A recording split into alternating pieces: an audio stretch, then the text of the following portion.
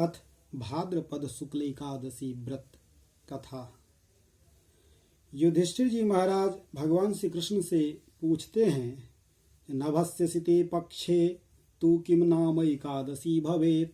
हे भगवान, भाद्रपद शुक्ल पक्ष की एकादशी का क्या नाम है? को देव, उसके कौन देवता हैं? को विधि, उसकी विधि क्या है? तया किम पुण्यम च वदस्व नः, और क्या पुण्य है उसे हमसे आप कहिए। भगवान श्री कृष्ण कहते हैं, हे राजन, स्वर्ग मोक्ष को देने वाली, स्वर्ग मोक्ष प्रदायिनीम वामनैकादशीम राजन सर्व पाप हराम पराम। स्वर्ग मोक्ष को देने वाली, सब पापों को हरने वाली परम पवित्र बावन एकादशी की कथा मैं तुमसे कहता हूँ। हे राजन, इसको जयंती एकादशी भी कहते हैं। तस्या श्रवण मात्रेण सर्व पाप क्षयो भवेत्। इसके श्रवण मात्र से सब पाप दूर हो जाते हैं। वाजपेय फलम प्रोक्तम नातः परतरं नृणाम। अश्वमेध यज्ञ का फल भी इसके व्रत से बड़ा नहीं है। इस जयंती व्रत पापियों के पापों को दूर करने वाला है। हे राजन, इससे बढ़कर कोई मोक्ष देने वाली तिथि नहीं है, व्रत नहीं है। हे राजन, इसलिए सद्गति चाहने वाले को इसका व्रत करना चाहिए। एतस्माद् कारणात् राजन कर्तव्या गतिम इक्षता। जो मेरे भक्त वैष्णवों ने भादों के महीने में 52 देव जी का पूजन कर लिया, उसने त्रिलोकी का पूजन कर लिया। वो तीनों लोकों का पूजन कर लिया, वह निश्चय भगवान के पास पहुंच जाता है। पूजितम नात्र संदेहस्ते यान्ति हरिसन्निधिम। वामनः पूजितो जेन कमले कमले क्षणः नभस्य सित पक्षेतु जयंती एकादशी दिने। भाद्रपद शुक्ल पक्ष में जयंती एकादशी के दिन जिसने भगवान का पूजन किया, उसने सब जगत और तीनों सनातन देवताओं का पूजन कर लिया। हे राजन, यदि इस एकादशी के प्रात अर्थात भादव शुक्ल द्वादशी को यदि हरिवासल योग हो तो एकादशी व्रत के साथ द्वादशी व्रत को भी करना चाहिए। इससे भगवान हरि अत्यधिक प्रसन्न होते हैं।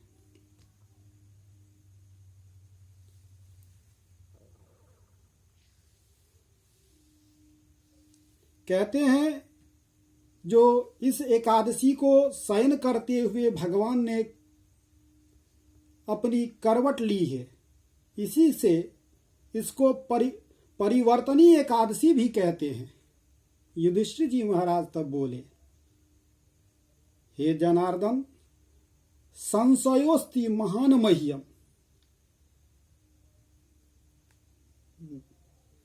जो मुझको बड़ा संदेह है, सूयताम च जनार्दन, उसको आप सुनिए और दूर कीजिए। हे देवेश, आप कैसे शयन करते हैं और किस प्रकार करवट लेते हैं? हे देवेश, आपने बलि राजा को क्यों बांधा है? हे जनार्दन, ब्राह्मण क्या करने से प्रसन्न होते हैं? हे प्रभु, चतुर्मासी का व्रत करने वालों की कौन सी विधि है? जगत के स्वामी, आपके शयन करने पर मनुष्य क्या करते हैं? हे प्रभु, ये विस्तार पूर्वक मुझसे कहिए और मेरे संदेह को दूर कीजिए। तब महाराज युधिष्ठिर के प्रश्नों को सुनकर भगवान श्री कृष्ण बोले, हे राजन, इन पापों को दूर करने वाली कथा को सुनो। हे नृपश्रेष्ठ, पहले त्रेता युग में बलि नाम का दैत्य था। वह भक्ति में तत्पर होकर नित्य प्रति मेरा पूजन करता था। वह अनेक प्रकार के सूक्तों से मेरी पूजा नित्य प्रति करता था। ब्राह्मणों का पूजन और यज्ञ भी किया करता था, परंतु उस महात्मा ने इंद्र से बैर करके मेरा दिया हुआ इंद्रलोक और देवताओं का लोक जीत लिया। इस बात को देखकर सब देवता ने एकत्रित होकर विचार किया और मेरे पास आए और अपनी सारी आपबीती वृतांत मुझे सुनाया।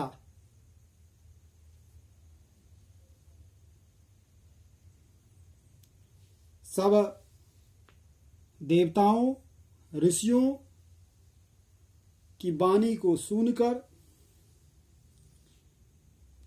मैंने उन्हें आश्वस्त किया।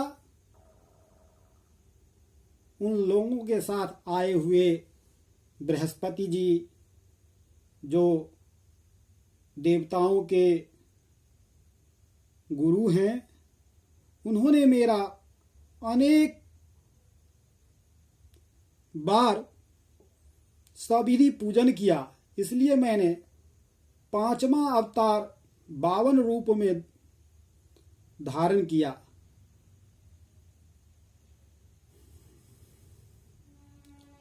ततो वामन रूपेण ह्यवतीर्णश्च पंचमः। संपूर्ण ब्रह्मांड जिसमें स्थित है, ऐसे उग्र रूपधारी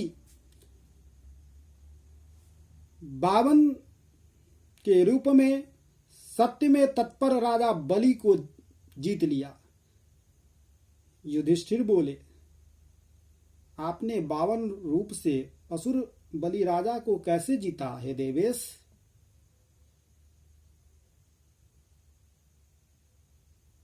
त्वया 52 रूपेण सोऽसुरश्च चित्तः कथम एतद् कथय देवेश मह्यम भक्ताय विस्तरात्। ये मुझे विस्तार पूर्वक कहिए।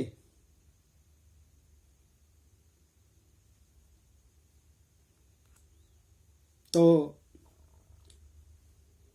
महाराज युधिष्ठिर के प्रश्न को सुनकर श्री कृष्ण बोले,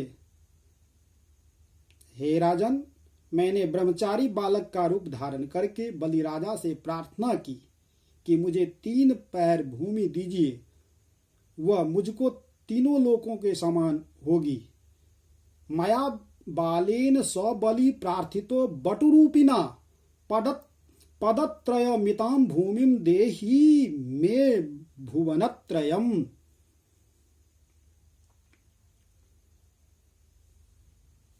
ऐसे मेरे कहने पर राजा ने 3 पैर भूमि मुझे दान कर दी। संकल्प करते ही मैं त्रिविक्रम रूप शरीर को बढ़ाकर भूलोक में पैर फैला दिए, भूवर लोक में जांग को दे दिया, स्वर्गलोक में कमर और महरलोक में पेट, जनलोक में हृदय और तपोलोक में कंठ पहुंचा दिया। सत्यलोक में मुख और उससे ऊपर सिर को स्थापित कर दिया। सूर्य चंद्रमा से लेकर ग्रह तारागण योग ये सब आ गए। इंद्र से लेकर देवता, शेष जी से लेकर नाग, ये वेद के मंत्रों से अनेक प्रकार से स्तुति करने लगे। तब बलि राजा का हाथ पकड़कर मैंने उससे कहा कि 1 पैर से तो पृथ्वी नाप ली और दूसरे से स्वर्ग नाप लिया। हे अनघ, मेरे तीसरे पैर के लिए स्थान बताओ। इस तरह मेरे कहने पर ततो वै मस्तक एक मुक्ति मयासोपी मस्तकम दत्तवान बलि। इस प्रकार मेरे कहने पर जो तृतीयस्तु पादस्य स्थानं देहि ममानघ, तो उसने क्या किया, तो अपना मस्तक मेरी ओर झुका दिया। तब मैंने उसके माथे पर एक पैर रख दिया। फिर मेरी पूजा करने वाला बलि राजा पाताल को चला गया। उसको नम्र देखकर मैंने प्रसन्न होकर उससे कहा कि हे असुर श्रेष्ठ, ब्राह्मणों को आदर करने वाले राजा, मैं सदा तुम्हारे समीप रहूंगा। भादो शुक्ल पक्ष की परिवर्तनी एकादशी के दिन मैंने बर भागी बलि राजा से ये वचन कहे। मेरी एक मूर्ति बलि राजा के आश्रम में निवास करती है और दूसरी मूर्ति क्षीर सागर में शेष जी के ऊपर शयन करती है। जब कार्तिक की एकादशी आती है, वहां तक भगवान हम शयन करते हैं। इस बीच में जो पुण्य किया जाए वह सब पुण्यों से उत्तम होता है। तावद भवति तद पुण्यम सर्व पुण्योत्तमम्। एतस्मात् कारणात् राजन कर्तव्यैषा प्रयत्नतः एकादशी महापुण्या पवित्रा पापहारिणी। हे राजन, इस कारण से इस एकादशी का व्रत यत्न पूर्वक करना चाहिए। यह बहुत पवित्र है और पापों को दूर करने वाली है। सोते हुए भगवान ने इस एकादशी को करवट ली। इसमें त्रिलोकी के पितामह भगवान का पूजन करना चाहिए। चांदी और चावल सहित दही का दान करना चाहिए। रात्रि में जागरण करने से मनुष्य संसार से छूट जाता है। रात्रो जागरणम कृत्वा मुक्तो भवति मानवः।